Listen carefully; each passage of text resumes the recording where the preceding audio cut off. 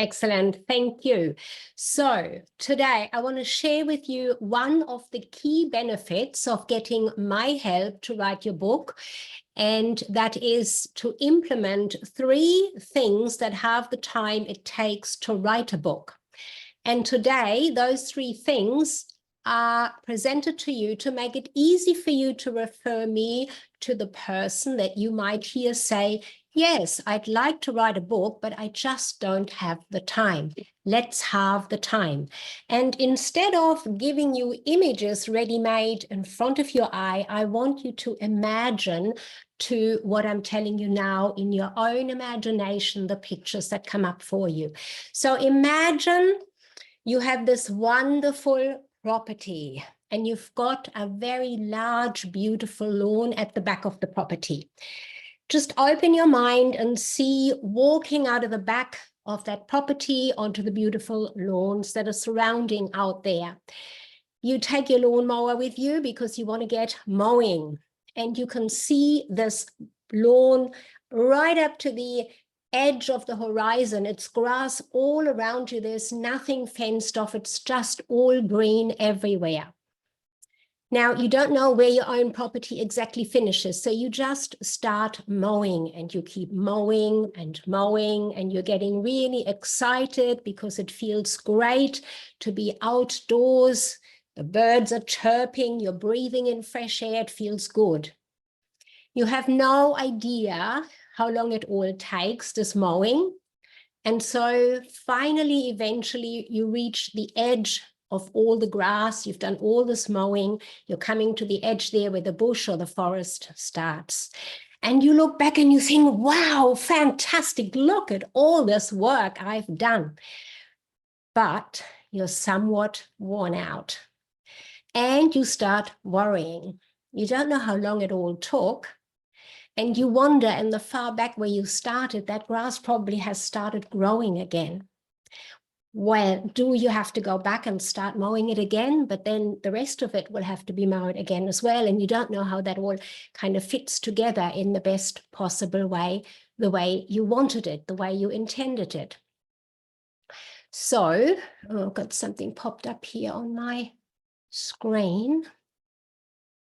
There we go. So you don't know whether you need to go over all of that again and start all over again with your mowing. But you just don't want to do that. You think, look, I've done it. It's too much work. I don't know if the one part fits to the other or not. I'm just going to get someone else to fix it. And that is transferred to writing a book, exactly what a lot of people do. They just start writing.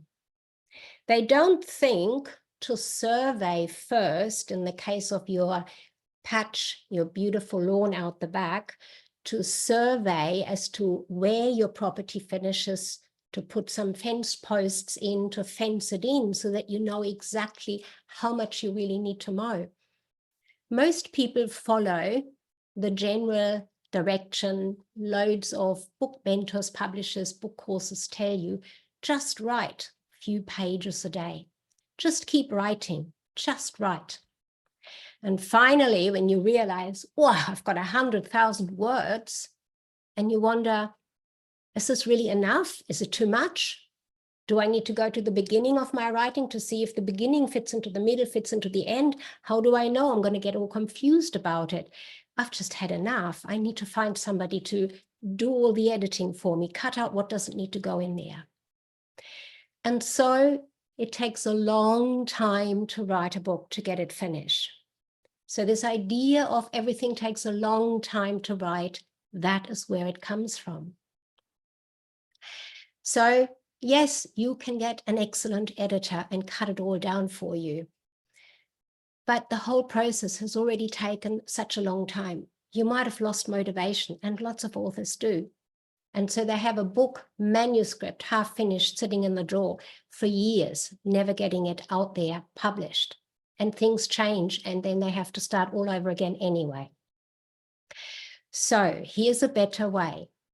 The way I work with clients that halves the time it takes to write a book, because we put the following 3 things in place before the writing starts. The very first thing that I work with clients on that halves the time it takes to write is to know what outcome do you want to achieve by having a book. In other words, what is it that you want your book to do for you? Now, for example, I had a very clear outcome for each one of my so far written 3 books in mind. The first one was to establish my expertise and credibility on the topic of finding and working with great staff. I wanted to start my consulting agency by showing the local business owners that I could help them. And before writing a single word, I got really, really clear on what I wanted that book to do for me. The second book was to grow my marketing agency globally. I had a very clear understanding and vision how that book was going to help me to attract business owners from around the world to choose me and my marketing agency to help their business grow theirs. And the third book I wrote was designed to and written with the outcome in mind to attract business owners to come write a book with me to help them grow their business. Exactly how I had done with all my books. Build your business with a book. So having that clarity keeps you on track exactly of knowing what needs to go into your book. Nothing more, nothing less. So that initial clarity, that is the surveying stage that you would do when we're thinking back on the lawn mowing example. You do the surveying first to put your fence posts into the ground. From here to here to here, however big that property is. That is what you need to start with to know what you're going to write your book about so that it can achieve that outcome that you have in mind. The second thing I work with clients on that halves the time it takes to write a book is to choose a very clear to understand book title. It's not about something mystical or something people have to think, oh, that sounds interesting, intriguing, I want to read it. No, that's not how it works. Once you've done the surveying, coming back to the grass cutting, you know where the posts go. Now we're going to put the fence around that property. And that is what the book title is. Clear, specific, easy to understand. So it attracts exactly the reader the book is for. And let me show you very quickly 3 very famous book titles. And I'm sure you all know these. Think and Grow Rich. It's easy. I mean, you know what it is. Not much there, but very precise, very specific.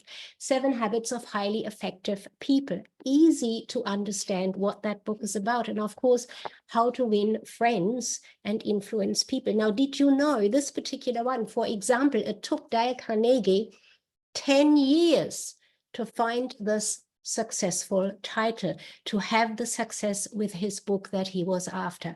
And one of my books, as I just showed you, Build Your Business with a Book. Very clear, the title. The title is important. That is the fence that you are building. And the third thing that I work with clients on that halves the time it takes to write a book is to map out the chapter headings before you start writing. By having the fence posts, coming back to the grass analogy, and the fence now in place, that's the book title that we just said. Mapping out the chapters is easy because all we need to do now is to say, okay, build your business with a book. This book is about.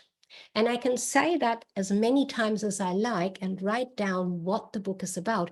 And that can become my chapter headings. I just need to sort them in the right order, in the right sequence, and then coming back to that grass analogy, this part is now putting together and preparing all the tools to cut the grass, the mower, the petrol, the wheelbarrow, the edge cutter, whatever you need.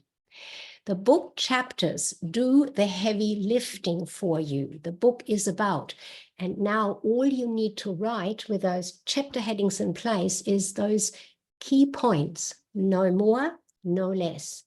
And that filling in the chapter can be really quickly, particularly when you've already got content ready to put into the chapters. So there's no getting lost, finding yourself worried about 100,000 words and needing a big editor, cutting it all back down again. Can you see how all of that preparation creates almost a predictable time frame, how long it will take you to write your book? It certainly halves the time you would need writing the outdated way, that just writing. This way, you have your fence posts in place, you've put your fence around, and all your mowing tools are ready. You write your book with a designated framework. This is one of the key benefits of writing a book with me, and an easy way to recognize somebody who might say to you, oh yes, I'm thinking of writing a book, but you know what, it just takes too much time. Thank you.